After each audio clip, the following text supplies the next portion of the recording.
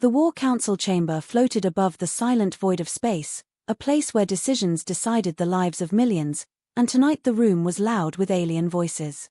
The chamber itself was a vast hall of steel and glass, a round table glowing with holographic maps of shifting star systems, blinking red for enemy fleets and blue for their own. Alien generals and admirals leaned forward, their scales, feathers, and armored hides catching the light as they argued over tactics.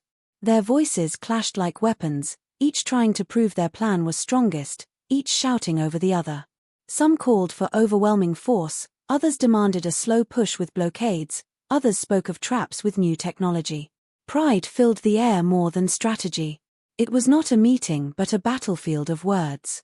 In the middle of all this noise sat one figure who did not join the storm.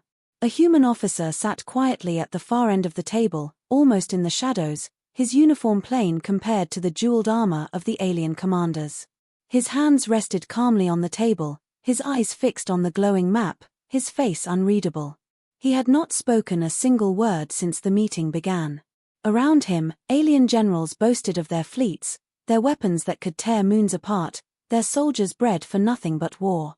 They laughed at the enemy as if the battle was already won. One general with silver scales slammed his claw against the table, saying their fleet would cut through the enemy like fire through dry wood. Another, tall with feathers of black and red, declared that the enemy's retreat was proof they feared them. Yet the human remained silent, not even shifting in his chair. At first, his silence was unnoticed, but as the hours stretched, some of the alien leaders began to smirk. "Look at him," one whispered loud enough for others to hear, "the human sits like a child lost in war talk." A ripple of laughter followed. Another added, "Humans are good for stories, not for war." Some nodded, dismissing him completely. He was just a figure at the table, like an ornament, someone invited to make the alliance look broad and united. Others did not even look at him, treating his presence as empty air. But the silence of the human was heavier than the noise of the aliens. While they shouted, he studied. His eyes traced the red clusters of enemy ships, the movement of supply lines, the hidden gaps between the flashing lights. He saw patterns others missed, small details hidden beneath the arrogance of numbers. His silence was not ignorance. It was weight, like a shadow waiting to stretch across the room. Yet the aliens were blind to it. Their pride filled their ears and blocked their sight. One admiral, his armor shining like polished stone, leaned across the table and sneered directly at him. "Tell us, human, why do you sit in silence? Is it fear? Or do you know nothing of war?" The room laughed again, the sound sharp and cruel, but the human gave no answer. His lips stayed still, his eyes stayed on the map, and his calmness unsettled a few who watched more closely. They expected anger or defense, but there was nothing. Just silence. The chamber's light shifted as the hologram refreshed, enemy fleets moving like red rivers through the stars, and still the alien commanders argued, blind to the cracks in their plan. The human breathed slowly, steady as stone, his silence saying more than words ever could. The camera of focus lingered on his face, showing no fear, no pride, only calm. A calm too deep for this room of shouting voices. A calm that hinted not at weakness, but at warning. The laughter inside the council chamber carried like steel scraping against stone, cruel and sharp, as alien commanders mocked the human for sitting silent. The admiral with polished stone armor leaned back, proud of his words, while others beat the table with fists or claws in agreement, their confidence swelling like a storm ready to break. They saw themselves as masters of war, creatures born from empires of blood and conquest, and to them the human was an odd piece, something fragile placed at the edge of the table for reasons of politics rather than strength. "Why bring a human to war councils?" one general demanded loudly, his voice booming so all could hear. "They are not forged in war, they are forged in fear. Let him sit in silence while warriors decide victory." More laughter. A feathered commander added with a mocking grin, "Perhaps humans think silence is strategy. Perhaps they wait for others to do the fighting while they hide in the shadows." His words cut through the chamber and even some of the younger officers chuckled, emboldened by the open ridicule. Yet still the human did not move, his eyes locked on the glowing red fleets shifting in the holographic stars, his face calm, unreadable, as if their words were dust blown across glass. To him, the insults meant nothing. They were distractions from the truth that none of them wanted to face. One alien commander, older and scarred with a missing eye, narrowed his gaze, watching the human carefully. Unlike the others, he did not laugh. He had fought long wars and seen many enemies, and there was something in that silence that unsettled him. It was not weakness. It was waiting. The human's calmness reminded him of storm clouds before lightning. But before he could speak, the noise rose again as another general pounded his claws against the map, demanding they strike fast, demanding they crush the enemy within days, not weeks. Others argued, some shouting for ambushes, others for direct assaults, until the chamber was filled with roars, screeches, and pounding fists. The War Council was less about unity and more about ego. Each commander wanted their plan chosen, not for victory's sake, but for glory. Their eyes sparkled with dreams of medals, of statues, of songs sung in their name. They were not planning a war, they were planning their fame. And at the far end of the table, the humans sat still, like stone against the flood, unshaken by their pride. His silence was not just absence of words, it was presence. Every second he did not speak became heavier, like weight pressing against the room, though most were too proud to feel it. A young admiral turned suddenly, pointing across the table. "Tell us, human," he said with venom in his voice, "what does silence say in your species? Does it mean surrender? Does it mean you accept you are nothing here?" The chamber fell quiet for a moment, eyes turning to see if finally the human would speak, but his lips did not part. He simply raised his gaze from the glowing map to the young admiral's face and stared. It was not anger, not defiance, but something colder, something that made the young admiral shift in his seat without knowing why. The silence stretched until the alien looked away, embarrassed, covering it with a fake laugh, pretending it had been a joke all along. The others joined in, though a little less certain now. Pride was still thick in the room, but unease began to crawl at its edges. A whisper spread quietly from one officer to another. Why does he not speak? Why does he not defend himself? And soon, whispers turned to murmurs, murmurs to doubt. Not all, but some. Because in war, silence from a soldier is rarely weakness. Silence can be a blade sharper than words. The scarred old commander leaned forward, his one eye fixed on the human, and spoke into the noise, his voice low but firm. "You laugh too loud," he told the others, "and you forget war is not a stage. Sometimes the quiet ones see what the loud cannot." His words cut through the pride for a moment, pulling glances toward the human, but before the room could settle, another commander sneered and shouted back, "Old fool, do not make mystery of nothing. The human is useless." The laughter returned, though thinner now, and the noise filled the chamber again. Yet beneath it all, the silence of the human remained, heavy as a shadow growing longer across the floor. The camera lingered on him once more, his stillness against the storm, and in that stillness there was a warning, one none of them wished to understand, because to understand it would mean their pride was leading them toward a fall. The council dragged on with noise and arrogance, every commander competing for the loudest voice, while the human remained as unmoving as a shadow at the end of the table, his eyes fixed on the map of shifting fleets. Outside the station, stars glimmered quietly, but inside the chamber pride blinded every pair of alien eyes, until suddenly a flicker ran across the holographic projection, something subtle, a distortion like static, almost invisible. Most ignored it, too caught in argument, but the human's head tilted slightly, his gaze sharpening, and the scarred old commander with one eye noticed it too. "The display wavers," he muttered, but the others laughed it off, claiming the machines sometimes shook when overloaded. Yet the human did not look away. His eyes traced the lines of the enemy fleet shown in red, following paths no one else cared to watch, and he saw something wrong. The formation was too perfect, too sharp, like bait crafted to be seen, not a real deployment. He leaned back slowly, his silence deepening, while the aliens kept shouting about fast attacks and glorious victories. Then, without warning, the holographic stars blinked again, this time longer, more jagged, showing a ripple across the enemy positions. A few young officers frowned, but before doubt could spread, a booming general barked, "Ignore it. Technology flickers, but the enemy does not. We strike at once." His words filled the chamber with cheers, but the scarred commander slammed his fist down, silencing some. His one eye blazed as he growled, No. There is a shadow here. The room stiffened, tension rising, and then all eyes turned to the human, as if suddenly his silence now carried weight. The old commander spoke to him directly, his voice low, almost respectful. You see it, don't you? For the first time since the meeting began, the human shifted.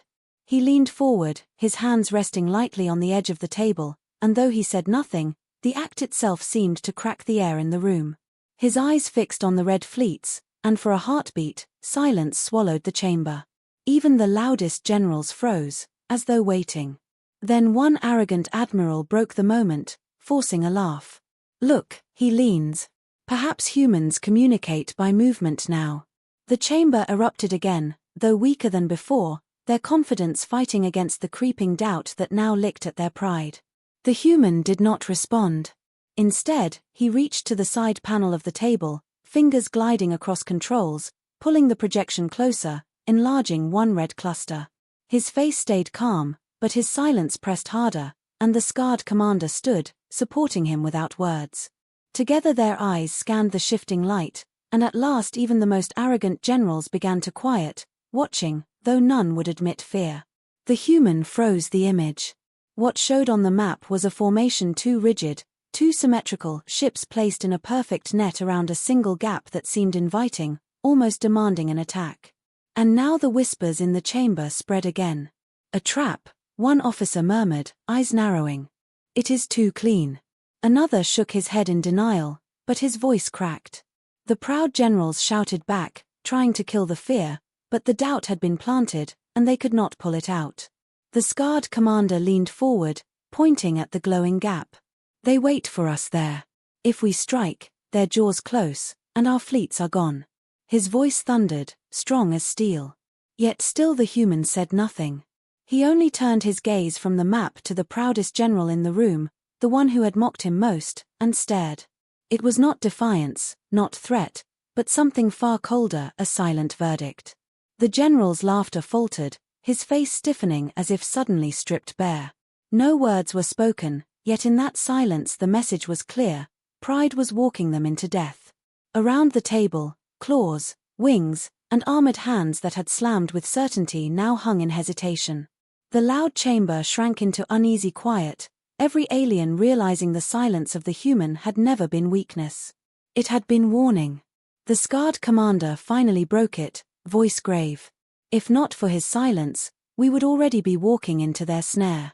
And though the human still said nothing, all eyes were on him now, not as a useless presence, not as a token of politics, but as the one who had seen what they refused to see. The warning had been delivered, not through words, but through silence heavier than any speech, and the chamber, once filled with arrogance, now trembled at what that silence meant, that they were closer to ruin than they dared believe. The decision came with fire and pride, for even though doubt had entered the chamber like smoke, arrogance would not let it settle, and the loudest general, red scales glittering under the lights, slammed his claw on the table and shouted, "We are not cowards hiding from Ghost." His words rang across the council and others roared with him, their voices louder than fear, louder than reason, and with a vote taken in haste, the attack was ordered. The fleets prepared, massive ships gleaming in the cold dark outside the station, cannons powered, engines humming, banners of alien empires glowing across hulls.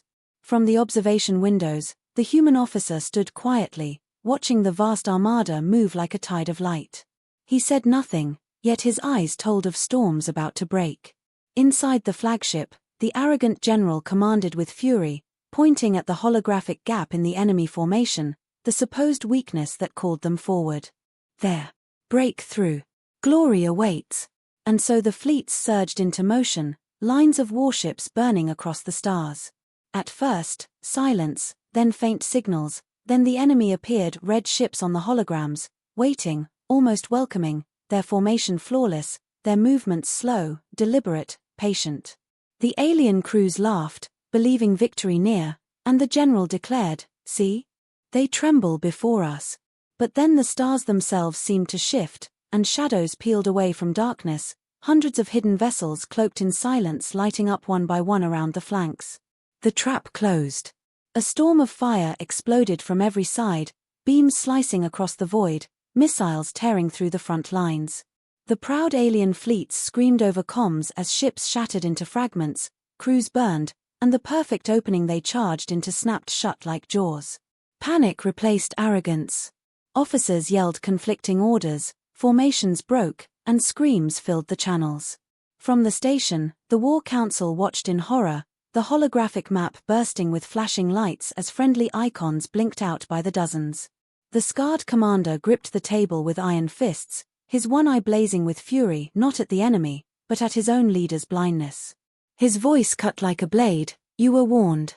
And still, at the edge of the chamber, the human stood without words, his silence heavier than all their shouting, his gaze fixed on the slaughter as though he had seen it long before it began. On the battlefield, the arrogant general's flagship was surrounded, fire bursting against its shields. He screamed into the comms, demanding reinforcements, demanding loyalty, but his orders were chaos, his voice shrill with desperation, and one by one his escorts burned away, leaving him exposed. The enemy moved like predators, disciplined and cold, striking not with rage but with precision, cutting arteries, collapsing the fleet from within. In the chamber, younger officers cried out, begging to send reinforcements, to pull survivors back, but the scarred commander only stared at the human, who finally turned his head, meeting the old warrior's gaze. The look said everything. This was always the outcome of arrogance. Outside, the enemy unleashed their final move. A massive pulse of energy rippled through the void, disabling shields, cracking ships like glass, and the arrogant general's flagship split in two, fire swallowing his last scream. Silence filled the comms after, broken only by desperate survivors retreating into scattered escape jumps. The great fleet, once called unstoppable, was broken in a single battle, their pride ripped from them in less than an hour. Inside the council, no one cheered, no one shouted. All the loud generals who had mocked the human now sat in stunned silence, faces pale, claws trembling, eyes refusing to meet his. The scarred commander rose slowly, his shadow long across the table, and said in a voice low but hard, "Pride lost us this war before it began." Then he turned to the human and gave a slight nod, the first act of respect shown openly in the chamber. The human returned nothing, no smile, no word, only silence, for his silence was not victory, but a grave marker for thousands of lives thrown into the jaws of death. Around him, the alien leaders finally understood what his quiet had meant, not weakness, not hesitation, but the unspoken knowledge that the universe punished arrogance without mercy. And as alarms echoed through the station, warning of enemy forces advancing even closer, they knew the silence would now haunt them, for it had been their only warning, and they had ignored it until it became a roar of fire across the stars. Smoke of defeat hung not only over the scattered survivors of the fleet but also inside the War Council chamber, for the loss had been so swift and so brutal that even the proudest voices could not pretend otherwise, and where once there had been shouts and laughter, now there was only the hum of failing screens and the sharp sound of breathing through fear.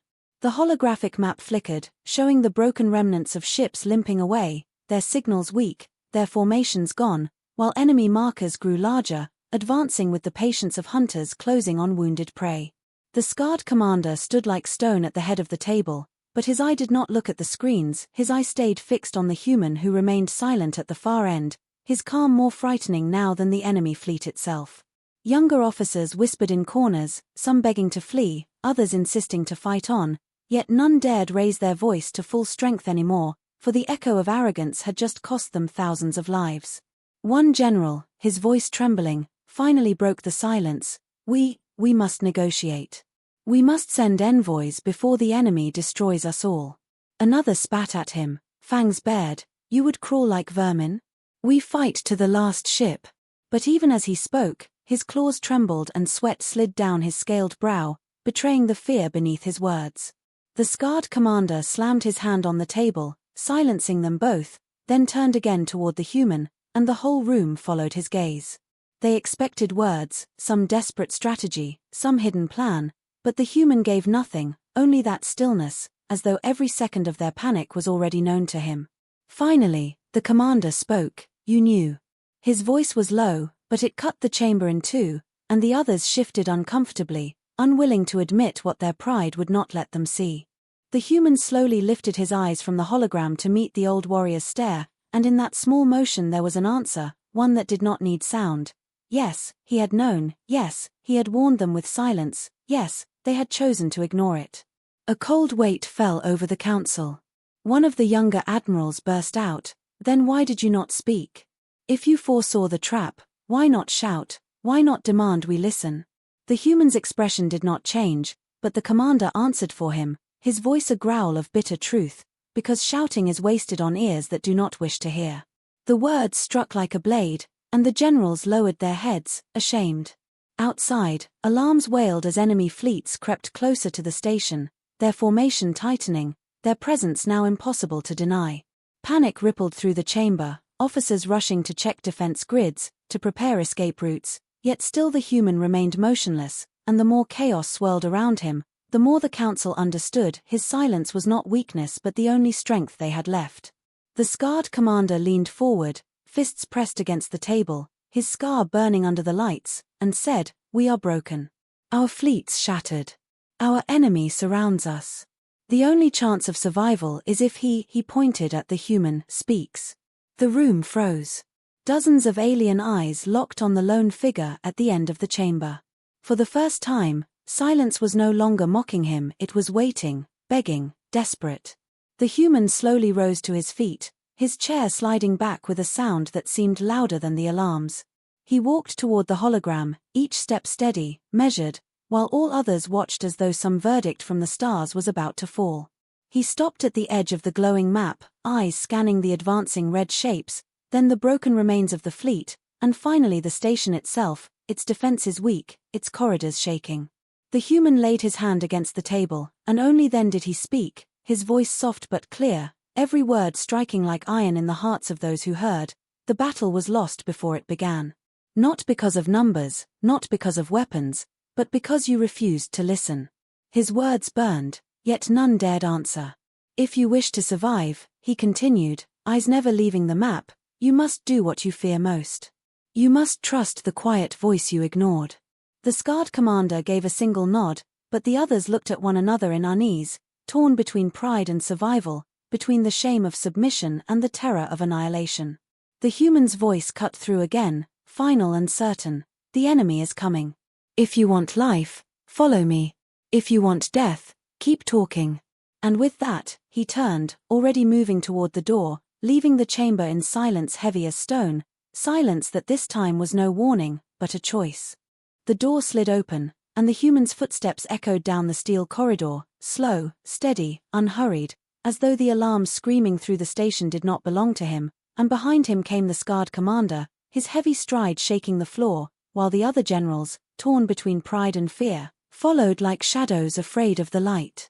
The council chamber lay abandoned now, its broken arguments left behind, for every eye had fixed on the lone figure who walked as if he had already seen the outcome of what was to come.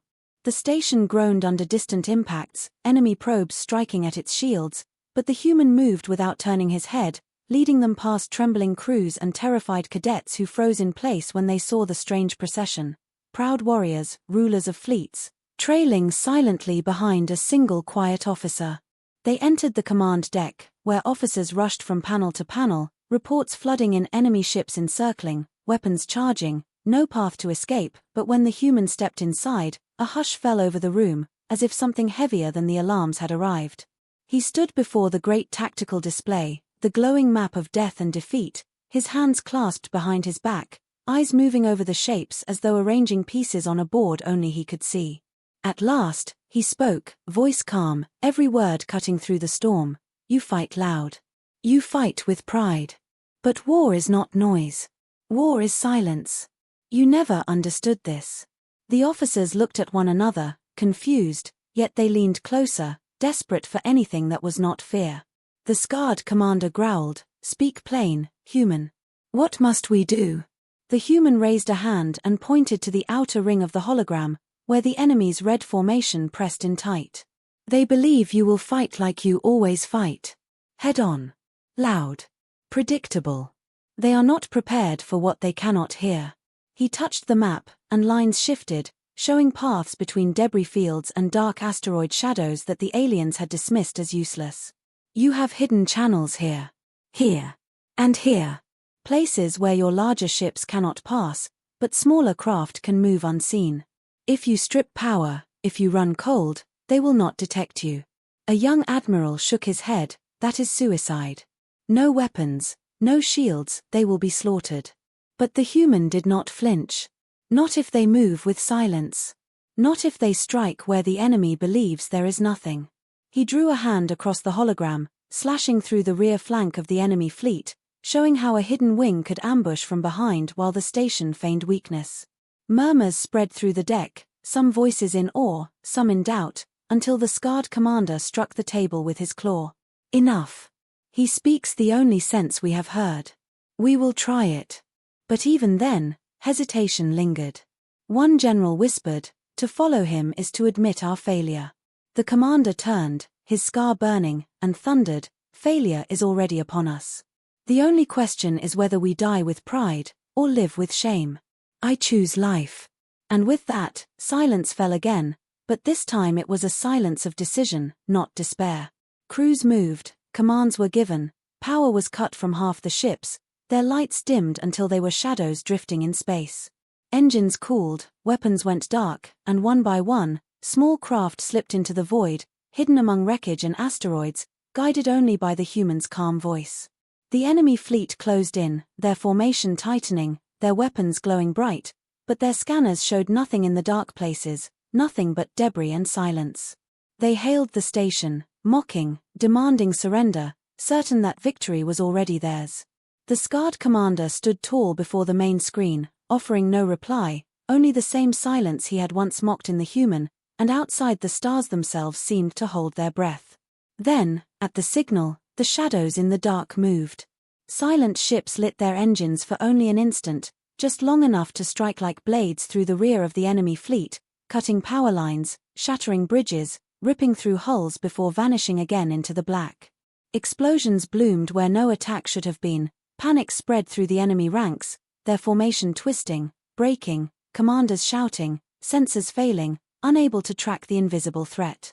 On the station, crews gasped as the impossible unfolded, enemy ships turning on each other in confusion, lines of fire collapsing. The human gave no cry of triumph, no boast of victory, only a single command, soft but final, "Now." And the scarred commander roared, unleashing the full force of the station's remaining fleet, striking the fractured enemy head-on while the silent hunters struck from behind.